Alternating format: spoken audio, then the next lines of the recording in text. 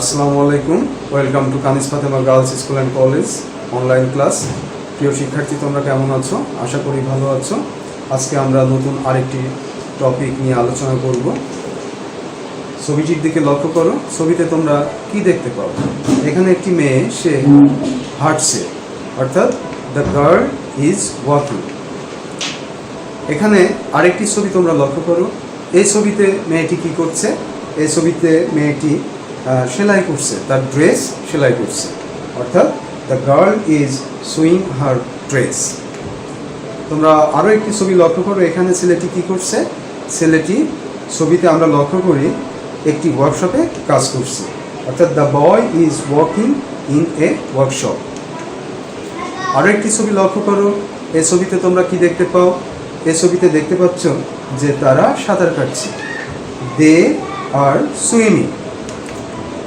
তো এই সকল ছবিতে তোমরা কি লক্ষ্য করো? What are the people in the images doing?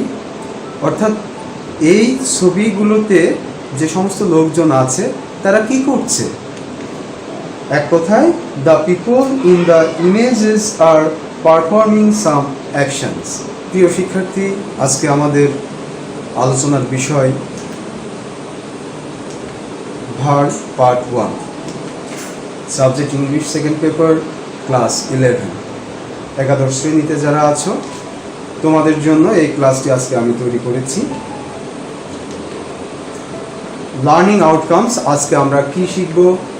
প্রিয় শিক্ষার্থী, তোমরা আজকের এই লেসন শেষে শিখবে, অর্থাৎ identify verb in a sentence. একটি সেন্টেন্সে ভার্ব শনাক্ত করতে পারবে, ক্লাসিফাই ভার্ব, ভার্বের শ্রেণী বিভাগ করতে পারবে, distinguished finite verb from non finite verb, অর্থাৎ ফাইনাইট ভার্ব থেকে নন ফাইনাইট ভার্ব তোমরা আলাদা করতে পারবে। What is verb? Verb is a kind of word that tells about an action or a state. It is the main part of a sentence. Every sentence has a verb. In English, verbs are the only kind of word that senses to show past, present or future tense. এখানে আমরা বলতে পারি verb হচ্ছে এমন একটি শব্দ যে শব্দ দ্বারা কোনো অবস্থা বা কাজ করা বোঝায়। এখানে আমরা বলতে পারি সেন্টেন্সের যে প্রধান অংশ, সেই প্রধান অংশ হচ্ছে ভার্ব। প্রত্যেকটা সেন্টেন্সে ভার্ব থাকবেই, আর ভার্বই একমাত্র শব্দ যে শব্দের মাধ্যমে আমরা বর্তমানকাল, অতীতকাল এবং ভবিষ্যৎকাল নির্ধারণ করতে পারি ও পরিবর্তন করতে পারি। তাহলে ভার্বের মতো গুরুত্বপূর্ণ শব্দ সেন্টেন্সের মধ্যে আর পাওয়া যাবে না। আমরা কতগুলো বেসিক ভার্ব ব্যবহার করে থাকি, সেগুলো হচ্ছে be, do, have, come, go, see, seem, give, take, keep, make, put, send, say, let, get. এই শব্দগুলো অধিকাংশ ক্ষেত্রে ব্যবহার করে থাকি। এই জন্য এই শব্দগুলোকে বলা হয় যে বেসিক ভার্ব। এগুলোকে কি বলা হয়? Basic verb. তো তোমরা এখানে একটি ছবি লক্ষ্য করো। এই ছবিতে তোমরা কি দেখতে পাচ্ছ?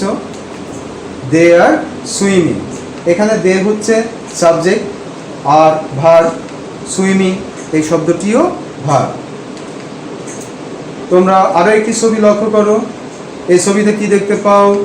She is reading English. সে ইংরেজি পড়ছে।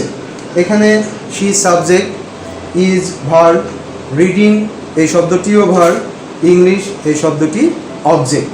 তাহলে এখানে ভার্ব আছে কয়টি? একটি, দুইটি। আই ওয়ান্ট টু বাই এ বুক। আমি একটি বই কিনতে চাই। এখানে ওয়ান্ট ভার্ব, টু বাই এটিও ভার্ব। এই সেন্টেন্সে কিন্তু দুইটি ভার্ব আছে। Classification of verb. এখন আমরা চলে যাব ভার্বের ক্লাসিফিকেশনে। ভার্বকে আমরা প্রথমে দুই ভাগে ভাগ করতে পারি।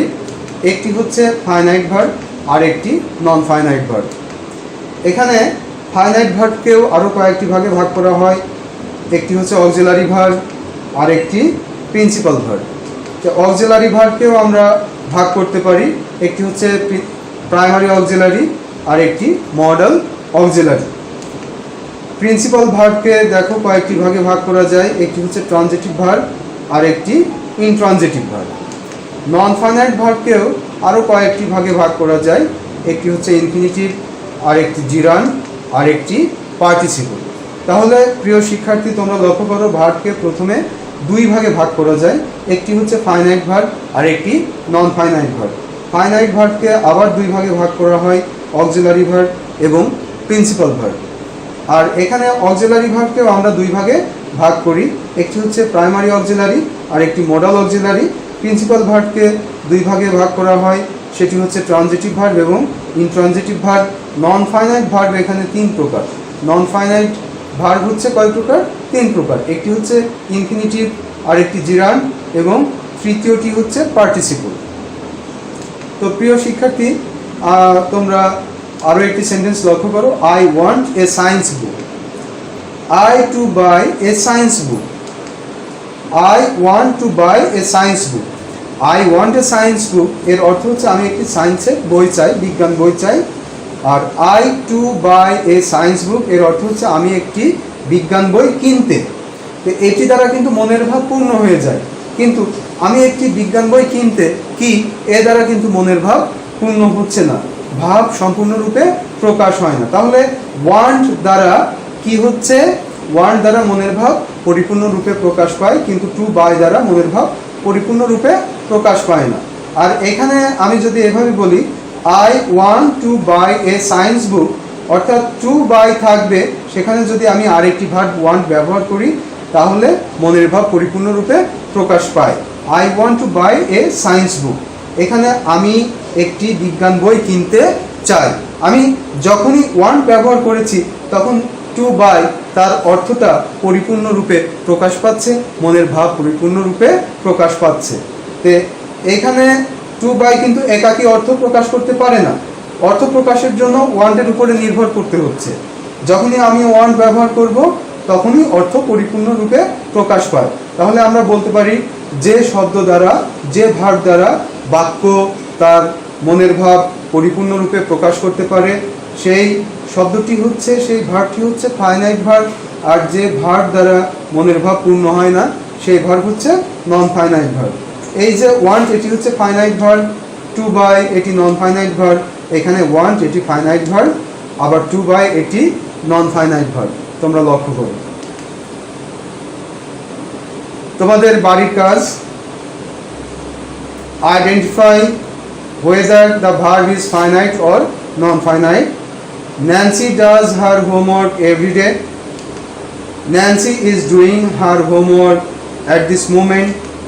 এখানে ডাজ ফাইনাইট ভার্ব হবে না নন ফাইনাইট ভার্ব হবে তোমরা নির্ধারণ করবে এবং খুঁজে বের করে আমাকে ইনবক্সে মেসেজ পাঠাবে, ছবি তুলে তোমাদের হোমওয়ার্কের ছবি তুলবে, তুলে ইনবক্সে মেসেজ পাঠাবে। Nancy is doing her homework at this moment, এখানে ইজ ডুইং কি ভার্ব? ফাইনাইট ভার্ব না non finite verb? They are writing a letter, এখানে আর রাইটিং ফাইনাইট ভার্ব না নন ফাইনাইট ভার্ব হবে, তোমরা লিখে পাঠাবে।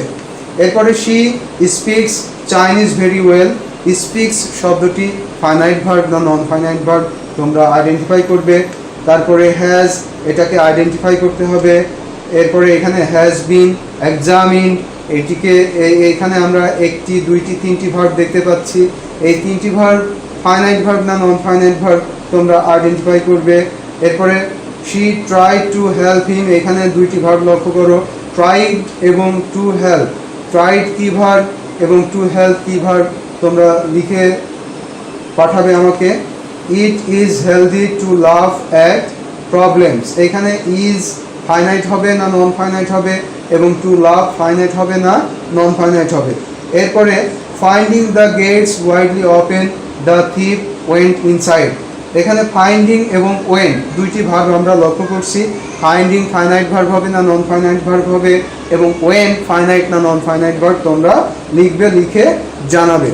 এরপরে তোমরা লক্ষ্য করো had, he had his car clean, এখানে হ্যাড এবং ক্লিন দুটি ভার্ব আমরা লক্ষ্য করছি। হ্যাড কোন ভার্ব এবং ক্লিন কোন ভার্ব তোমরা আইডেন্টিফাই করবে।